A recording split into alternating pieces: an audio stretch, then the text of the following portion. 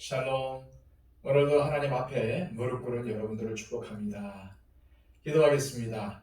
아버지 하나님, 간밤에도 우리를 지켜주시고 이 아침에 우리를 깨워주셔서 하나님 앞에 먼저 무릎 꿇고 예배로 출발하게 하심을 감사합니다. 하나님, 우리의 하루가 하나님께 달려 있습니다. 우리를 경영하여 주옵소서, 이끌어 주옵소서, 지도하여 주옵소서. 그리하여 하나님의 속한 자로 살아가게 하여 주시고 무엇보다도 당당한 하나님의 자녀로서 빛과 소금의 역할을 감당하며 살아갈 수 있도록 힘과 능력과 지혜를 더하여 주옵소서. 아버지 하나님, 오늘도 악에게 지지 않도록 하여 주옵소서. 말씀으로 악에게 승리케 하여 주옵소서. 오늘도 말씀으로 사탄의 유혹과 시험을 이겨낼 수 있도록 도와주옵소서. 무엇보다도 대장 되신 예수 그리스도를 따라 사는 삶이 되게 하여 주시고 내가 처한 상황에서 항상 하나님의 영광을 드러내는 삶을 살아갈 수 있도록 도와주옵소서. 예수 그리스도의 이름으로 기도하옵나이다. 아멘. 다 함께 찬송가 461장 찬양 드립니다.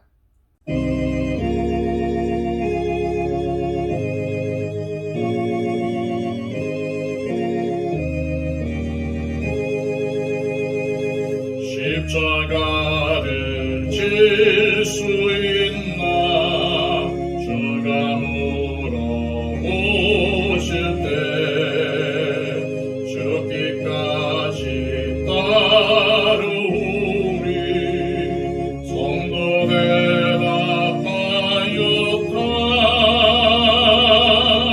우리의 심령 주의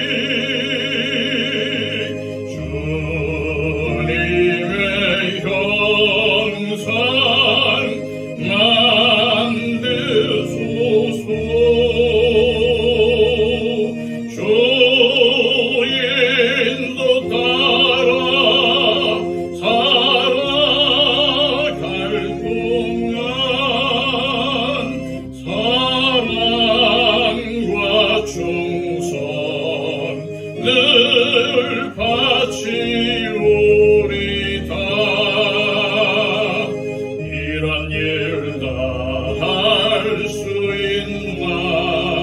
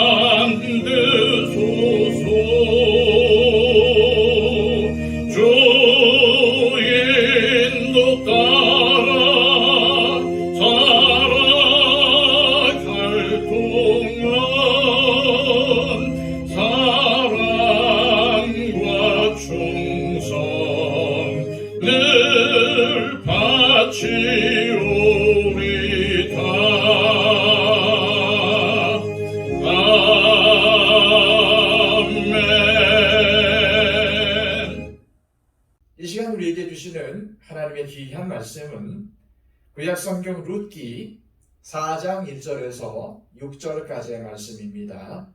구약성경 405쪽입니다.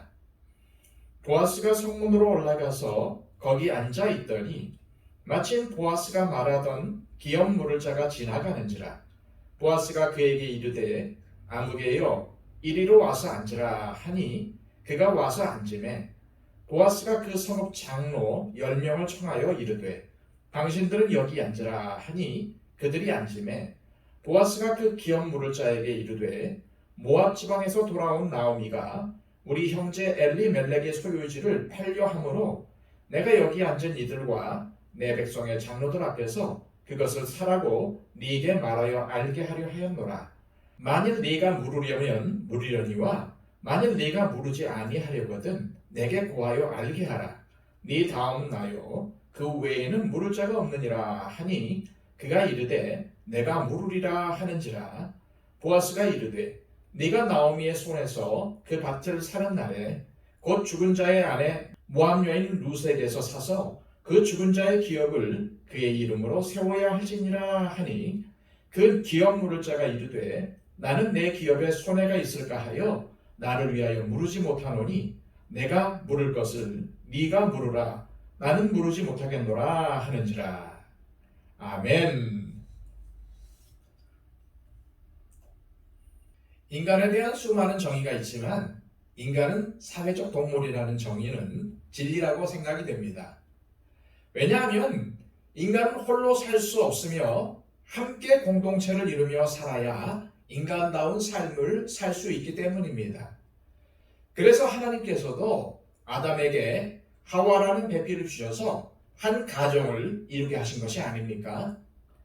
그러므로 혼자가 아니라 가정과 사회 공동체를 이루며 사는 것은 하나님께서 우리에게 주신 축복의 선물입니다. 그러나 정작 우리가 속한 공동체가 악하다면 어떻게 될까요? 우리가 룻기를 살펴보고 있지만 나오미, 룻, 보아스가 살았던 시대가 사사시대였다는 것을 기억해야 합니다. 사사시대는 어땠습니까? 우리가 룻기 전에 사사기를 이미 살펴보았습니다. 사사시대가 어땠는지는 사사기 21장 15절 말씀으로 간단히 정리가 됩니다. 그때의 이스라엘이 왕이 없으므로 사람이 각기 자기의 소견에 옳은 대로 행하였더라. 사사기의 결말을 보면은 얼마나 이 문제가 극에 달했는지를 알 수 있습니다. 하나님의 말씀대로 거룩하게 살아야 할 레위인이 자기의 소견에 옳은 대로 첩을 두자 이것이 시발점이 되어 이스라엘 백성들은 동족끼리 잔혹한 전쟁을 치르기까지 했습니다. 그 과정에서 베냐민 지파가 멸망당할 위기에 처하자 어떻게든지 이 문제를 덮기 위해서 또 다른 죄를 지었습니다. 또 다시 전쟁을 통해서 다른 족속의 여자들을 끌고 와서 베냐민 지파의 남자들과 강제로 결혼을 시켰고 그래도 여자의 수가 부족하니 축제를 즐기러 나온 여인들을 보쌈에 가기까지 했습니다. 이처럼 그들은 자기의 소견에 옳은 대로 악한 방법을 사용하여 문제를 해결하려 했던 것입니다. 그렇기 때문에 오늘 본문은 악으로 넘쳐났던 사사시대에 보아스가 얼마나 훌륭한 신앙인인지를 보여주고 있습니다. 보아스는 룻을 통하여 자신이 룻의 기업을 물을 자라는 것을 알게 되었습니다. 즉 보아스는 자신이 룻의 시어머니인 나오미와 친족의 관계이며 따라서 모세의 율법대로 그들의 어려움을 해결해 줘야 하는 고엘이라는 사실을 알았습니다. 그래서 그는 기꺼이 그 책임을 감당하고자 했습니다. 그런데 문제가 있었습니다. 나오미에게는 보아스보다 고엘이 될 자격이 우선순위에 있는 더 가까운 친족이 있었습니다. 따라서 보아스는 룻에게 사정을 말하고 혹 그 사람이 고엘을 하지 못하겠다고 하면은 자신이 반드시 책임을 지겠다는 말로 룻을 안심시킵니다. 이윽고 보아스는 성문에서 룻의 기업을 물을 자를 만났습니다. 보아스는 그 사람을 불러서 자리에 앉히고는 증인으로 10명의 장로를 초청하여 자초지종을 이야기합니다. 그러는 보아스는 단도직입적으로 모압에서 돌아온 나오미라는 여인이 우리 형제 엘리멜렉의 소유를 팔려고 하니 모세의 율법을 따라 그것을 사겠느냐라고 그에게 물었습니다. 만약 이를 거부한다면 보아스 자신이 대신 사겠다고도 했습니다. 이때 그 사람은 내가 물겠다라고 약속을 합니다. 그러자 보아스는 계속 말합니다. 5절 말씀입니다. 보아스가 이르되 네가 나오미의 손에서 그 밭을 사는 날에는 곧 죽은 자의 아내 모압 여인 루색에서 사서 그 죽은 자의 기업을 그의 이름으로 세워야 할지니라 하니, 즉 보아스는 자신보다 우선순위에 있는 사람에게 만약 당신이 엘리멜렉, 즉 나오미의 남편의 가문을 위한 고엘이 되고자 한다면은 엘리멜렉의 소유에 대한 기업을 물을 뿐만 아니라 룻과 결혼해서 엘리멜렉 가문이 이어지게 해야 한다고 말한 것입니다. 그러자 우선순위에 있는 사람은 당황하면서 자신의 권리를 포기하겠다고 선언합니다. 4장 6절 말씀입니다. 나는 내 기업에 손해가 있을까 하여 나를 위하여 물으지 못하노니 내가 물을 것을 네가 물으라. 나는 물으지 못하겠노라. 이처럼 그는 보아스에게 분명히 거부 의사를 밝혔습니다. 이렇게 함으로써 드디어 보아스가 정식으로 엘리멜렉 가문의 고엘로 인정을 받게 된 것입니다. 그러면 보아스보다 우선순위에 있는 친척은 왜 처음에는 고엘이 되겠다고 했다가 나중에는 포기한 것일까요? 그것은 현실적인 실리를 따졌기 때문입니다. 만약 그가 고엘이 되어서 엘리멜렉의 소유를 물게 된다면 언젠가는 그것이 자신의 소유가 될 수 있으리라는 실리적인 판단이 있었습니다. 하지만 만약 룻과 결혼해서 아들을 낳고 그 아들을 통해서 엘리멜렉의 대를 잇게 할 경우 결국 자신이 돈을 주고 산 밭을 잃게 되는 위험 부담이 있었던 것입니다. 그래서 그는 이를 거절한 것입니다. 이것은 보아스도 마찬가지였습니다. 그럼에도 불구하고 그가 룻을 아내로 받아들이고자 한 것은 하나님의 말씀에 순종하는 것이 먼저이고 이에 따른 현실적인 손해를 기꺼이 감당하겠다는 의지가 있었기 때문이었습니다. 보아스가 살았던 사사시대의 사람들은 자기 소견에 옳은 대로 행하는 악한 사람들이 많았습니다. 따라서 하나님의 율법이 제대로 시행되던 시기도 아니었습니다.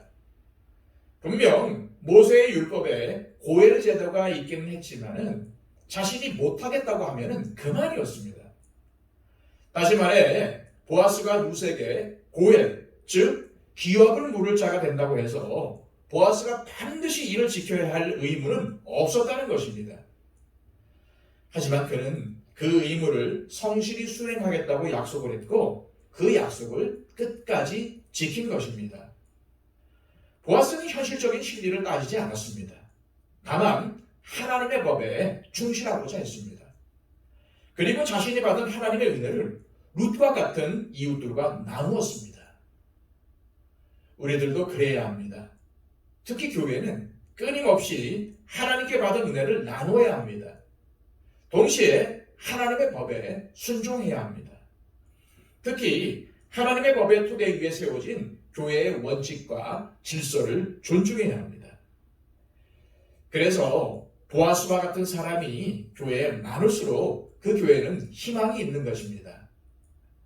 정말로 하나님의 은혜를 아는 사람은 다른 사람을 존중합니다. 그리고 동시에 공동체의 질서 역시도 존중합니다. 불의에 타협하지 않고 올곧게 신앙의 길을 가는 것입니다. 이 시간 기도하실 때 하나님, 비록 우리가 사사시대보다 더 악한 세상 속에서 살아가고 있다 할지라도 하나님을 믿는 자녀로서 하나님의 말씀 위에 서서 다른 사람들을 존중하며 교회와 사회의 규칙과 질서를 존중하는 삶을 살아 하나님께 영광을 돌리고 세상으로부터도 인정받는 성도가 되게 하옵소서 기도하시기를 바랍니다. 그리고 우리의 중보가 필요한 모든 분들을 위해서 중보해 주시기를 바랍니다. 교회 안에 또 우리 이웃 간에, 또 우리 사회 속에 우리의 도움이 필요한 사람들이 있습니다.